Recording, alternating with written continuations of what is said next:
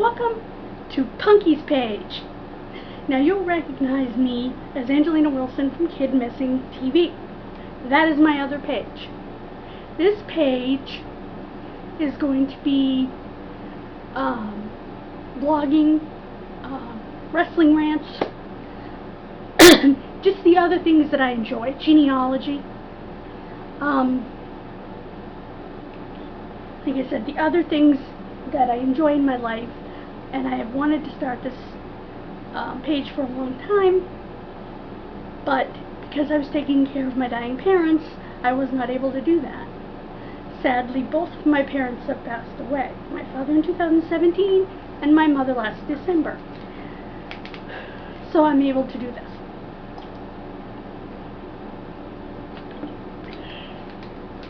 Pink lemonade on a hot day. Thank God for air conditioning. Now, this video is two things. First, I'm going to review a wrestling documentary. Then I have a few things to say about another wrestling issue. The documentary I'm going to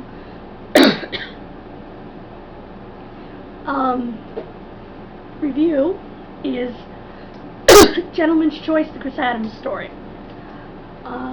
I watched it last night. I really enjoyed it. Honestly, I thought that it was very well done.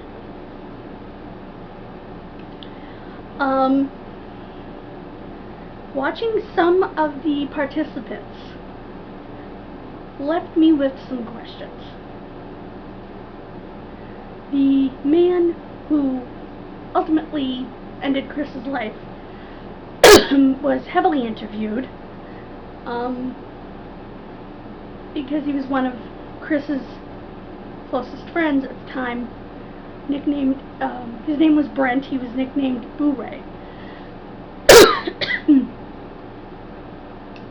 And he describes the night. He was not charged, it was ruled as self-defense. Some of the things that he said in his interview, not just in describing the incident, left me thinking of a quote from Judge Marilyn Milian. I wouldn't believe you if your tongue came notarized. Because at one point he says they worked for an hour and a half this particular night on what they were working on at his house, maybe a wrestling card coming up. And in another quote, 3 seconds later, shot in a different location, he says it was 3 hours. There were other inconsistencies, and he didn't seem to be all there.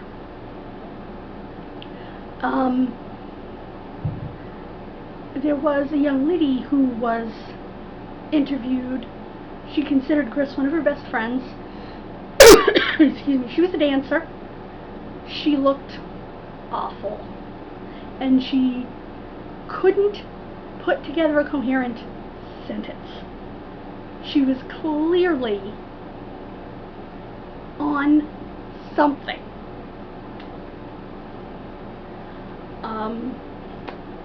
These are my observations. And I have a right to my opinions, even if they're wrong, because I'm not stating anything as fact. I am telling you my observations. I think the two people that you felt the worst for were Chris's last wife, who I think in some ways was protecting him when she spoke. She wasn't going to speak ill of the dead. And Chris's youngest child, who was just a little girl. And I think it's unfair that they interviewed her because she was so young at the time that they made the documentary. I believe Chris had 3 children. He had a daughter with Jeannie Clark. He had a son, excuse me, with Tony. And his youngest daughter Julia with his third wife. Neither of the other two children were interviewed, and the daughter would have been grown, and the son would have been darn close to grown. Yet they chose to interview a child who couldn't have been more than, I don't know, 7, 8 years old. And I just didn't think that was okay. They also interviewed his stepson, who couldn't have been more than 4 or 5. And that was just wrong. In my opinion. Now, their mothers probably gave permission for them to be interviewed, but I don't like it. That being said, it was made very well.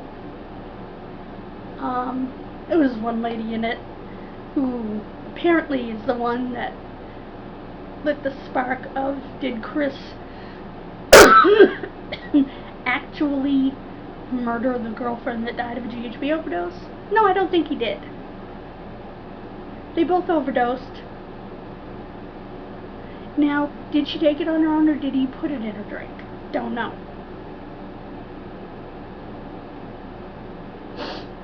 That's a question you can't possibly answer. Even if he did, it wouldn't be murder. And they didn't charge him with murder. They charged him with manslaughter, but ultimately he was killed before that could be decided. So I don't think they would have had sufficient evidence, because all they had was proof that she overdosed on GHB. And the same idiot that killed him, and I believe he's an idiot, that's my opinion, was in the house the night that they overdosed, sat there with them, and did nothing. Till he called one of their other friends and he said, "Dude, call the ambulance." So he finally called the ambulance. Well, she wound up brain dead. If, when he couldn't rouse them, when he first got up that morning, and he called the ambulance, could she have been alive? That's even a question he asked. Maybe. We'll never know. Chris could have died that night. We don't know.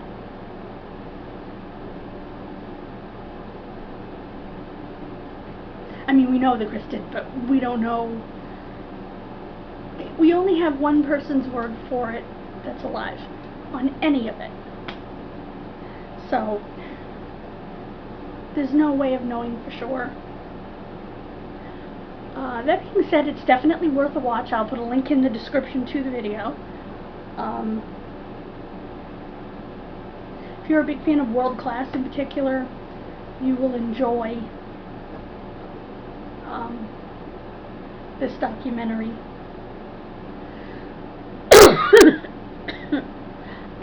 One thing that kept hitting me throughout it was they kept showing Chris when he ran his wrestling school and stuff, and was talking about no drugs, no drugs, no drugs. And is this do as I say, not as I do? You know, that's what kept running through my head. And I think, well, Chris's biggest problem was alcohol, from what I gathered. Chris, other than the GHB, drugs weren't as big a problem for him as alcohol. And he became a mean drunk. And he knew it. And it was very hard for him to control. He needed a program that he could stick to.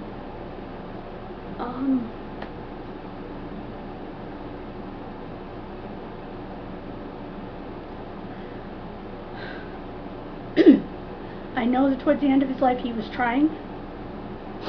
He had become a Christian. He had found a church.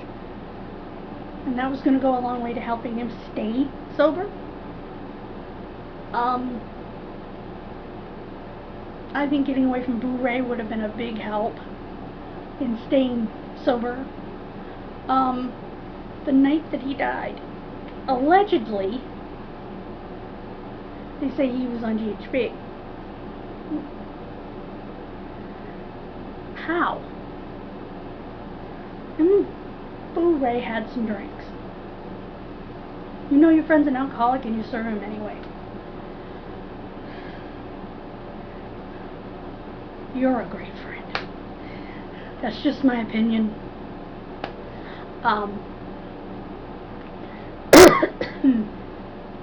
The last thing I would do if I knew my friend was a struggling alcoholic, trying to stay sober, would be to invite him over and serve drinks.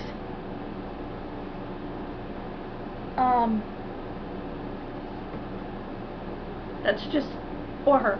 That's just my opinion. Or a recovering alcoholic, either one. It's just my opinion. It's just, anyway.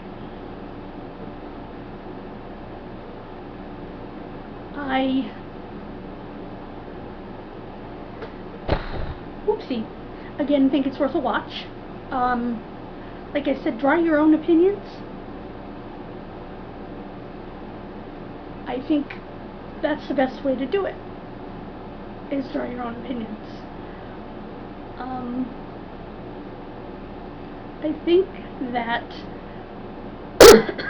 while we do need to understand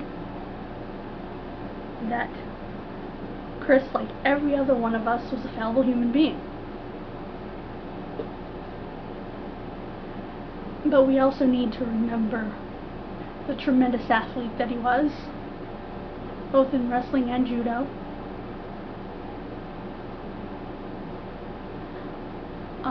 His brother is a 3-time Olympic silver medalist in judo, and by all accounts everyone says, for the United Kingdom, and by all accounts everyone says Chris would have been a gold medalist for the United Kingdom in judo. So remember that, and remember the dad he desperately tried to be. He adored his children.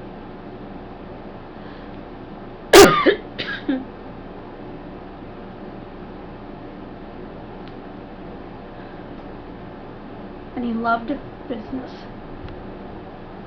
I think in Chris's case, it may have actually been a case of a stranger in a strange land who fell in with a very rough crowd.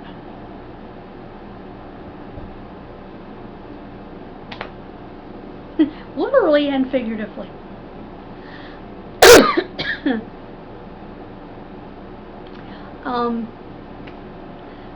So the next thing that I wanted to talk about was,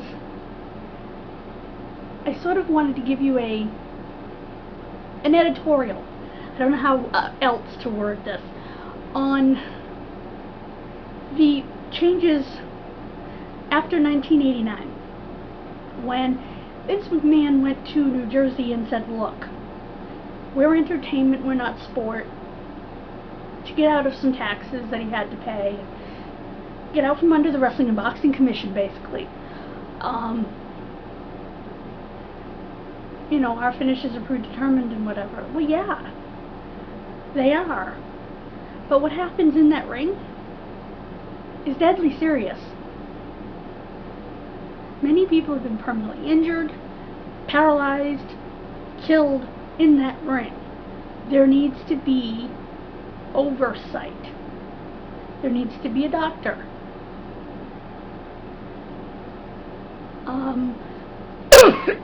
It's my understanding that the WWE actually does have a doctor.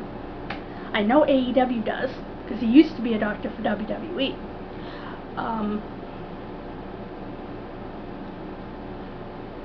I know that AEW, as far as I understand, actually has health insurance. I'm not sure about retirement, but they might. Don't quote me. I'm pretty sure about health insurance. Tony Khan really wanted to take care of these guys, and the promotion was started by wrestlers along with Tony Khan, and part of their goal was to take care of each other. The only safety net that wrestlers as independent contractors have is a group called the Cauliflower Alley Club. which is a fraternity of wrestlers and boxers, and it will raise money to help pay for medical issues, to help take care of wrestlers. Johnny Valentine was helped greatly by them toward the end of his life. He ended up in a wheelchair, paralyzed from the waist down after the plane crash that broke Ric Flair's back. So he was no longer able to make a living. Of course, they shouldn't have had to help him because his son, and I'm sure his son did help him, but his son was a top wrestler, and I just think that should have been things should have been easier for him.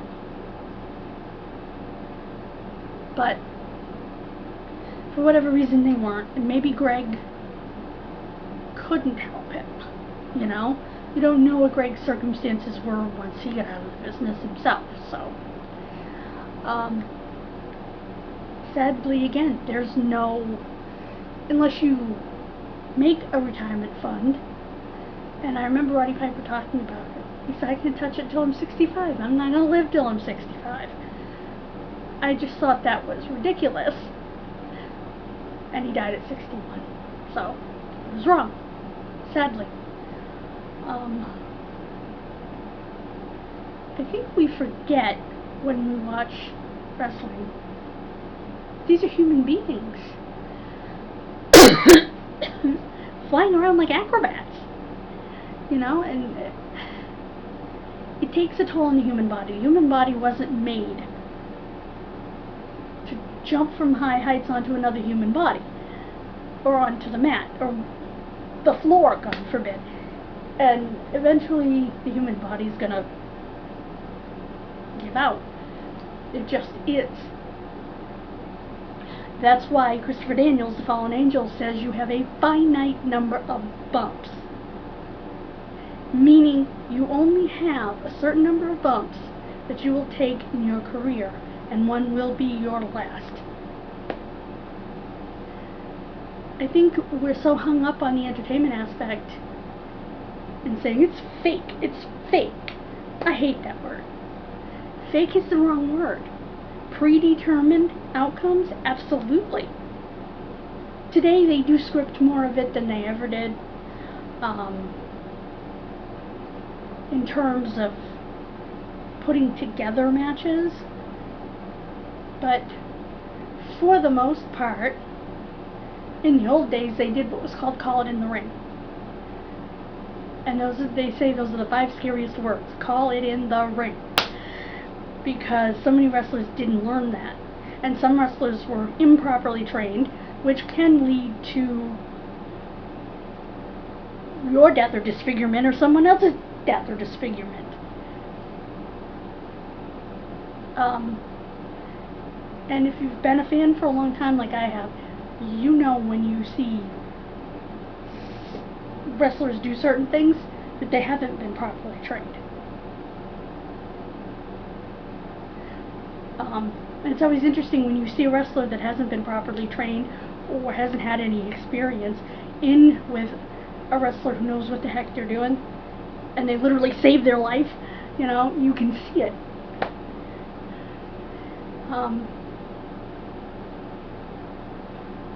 Or have to save their own skin. So it just depends on, and accidents do happen as well. If you're tired and you perform a move you shouldn't do because you're too tired,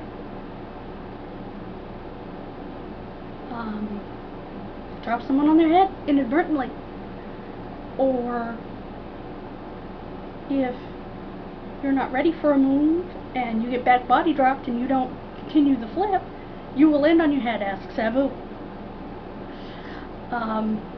Things like that. The moves that the wrestlers do, you have to be properly trained for. because you can kill someone. A sleeper hold, for instance, police departments. A sleeper hold is so dangerous that police departments no longer allow its use.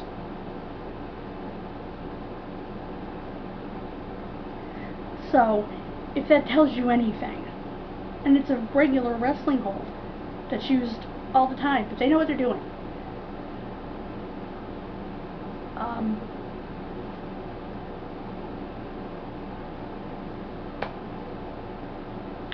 Just running the ropes, bouncing off the ropes, going to the other side, bouncing off the ropes, is painful. When they first start doing that, they are covered in bruises. So for anybody to say, it's fake, they're not athletes, they're just roided up, blah blah blah. Well, I beg to differ. Some of them do take steroids, without a doubt. And some of them are great athletes. And some of them are extremely obese and still great athletes, which is utterly amazing to me.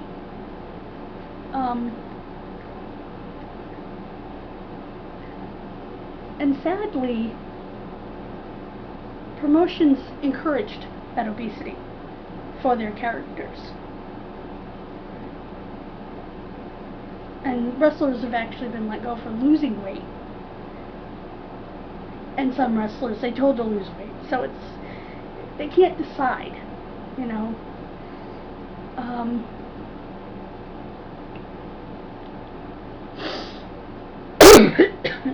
What they want to do. They can't. And so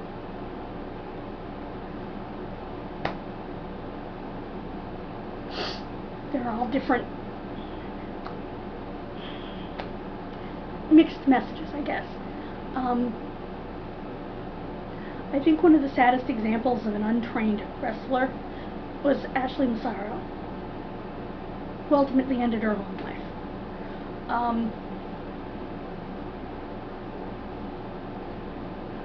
And it's funny too, not funny, ironic, that there are a few wrestlers, and I'll talk about this in another video, that have allegedly ended their own lives that I have questions about. That the stories don't add up, you know what I mean?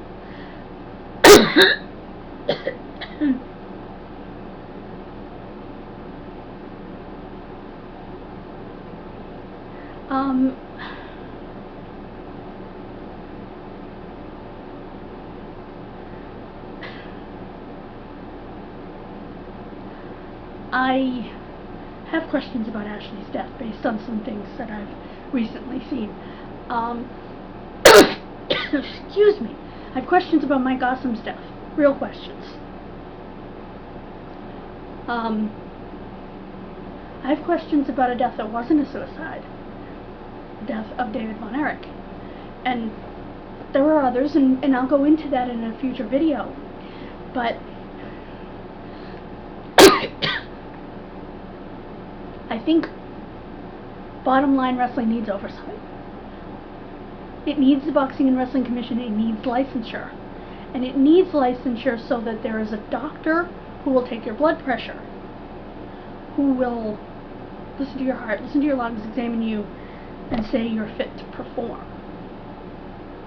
Because how in the hell did Mike DiBiase get allowed in a ring unless he wasn't examined that night? If he was actually as dehydrated as they claim he was, which this is a new claim to me. I've always heard he had a heart attack in the ring. Even still, his blood pressure should have been an indication. And if he was dehydrated, his blood pressure would have been very low. And at that point, you get electrolytes into someone. And one way that they test that, by the way, and I know this from experience, is they'll test you standing up, sitting down, and reclined. And if it keeps dropping, you're dehydrated.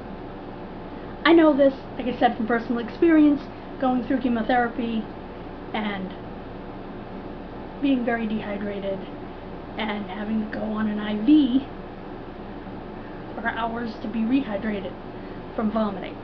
So,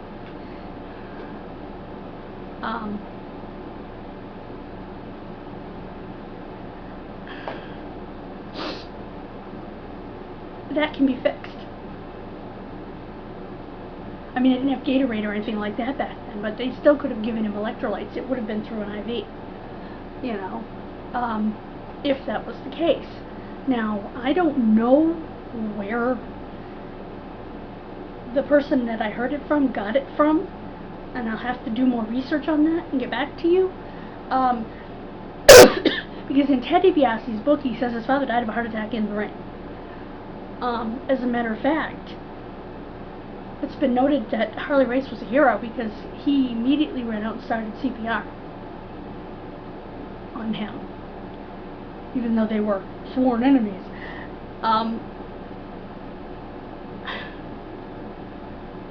Opponents are partners. You're not out to injure anyone, because if you injure your opponent, the person you're feuding with, you're stuck without a paycheck yourself, because you're stuck without an opponent. Or you're going to drop down the card, or whatever the case may be, you've screwed yourself. And them. So, it's kind of important. And I'm sure, and correct me if I'm wrong here, that boxers don't want to injure each other. They want to win because it's not predetermined like wrestling, but they don't want to injure each other any more than a wrestler does. They don't hate each other any more than wrestlers do in real life. So why not let the Boxing and Wrestling Commission oversee the wrestling? What is wrong with, I remember when AJ Styles was renewing his license right after he had left TNA. He had to get blood tests. He had to go to the doctor, be released from the doctor. He had to get blood tests. Then he could go file for his license in Georgia. What is wrong with that? What is wrong with getting a test routinely for HIV/AIDS, for hepatitis, things that if you are bleeding in the ring, you could potentially pass on?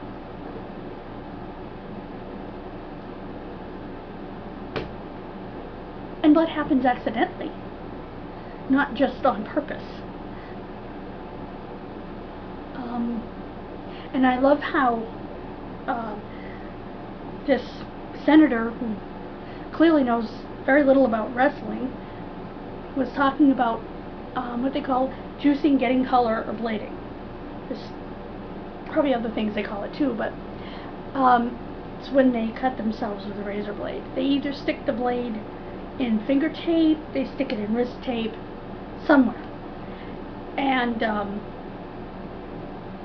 at a certain point during the match, and he says, oh, they're little nicks like when you are shaving, and it just bleeds like heck, but you don't need stitches. Sometimes you do. So, it just depends. But I want to thank you for joining me. Have a wonderful rest of your day, and God bless you.